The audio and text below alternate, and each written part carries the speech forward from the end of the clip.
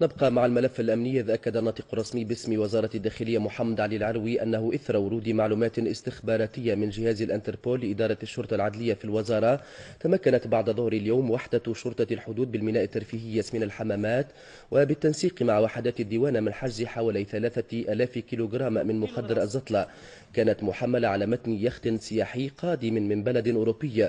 وأوضح العروي أنه وقع إيقاف 3 أجانب يحملون جنسية أوروبية وإحالتهم على الفرقة المختصة في مكافحة المخدرات العدلية لمواصلة الأبحاث معهم، وذلك بعد استشارة النيابة العمومية وفق تأكيده.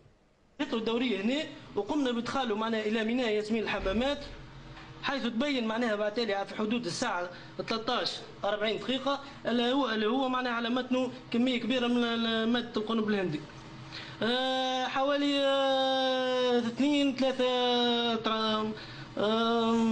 3000 كيلو. جبنا بلونجور باش يشوف، والديوانة قامت بخدمتها، طلعت نتيجة إيجابية، قرابة حوالي 3 أطنان من مادة مخدرة.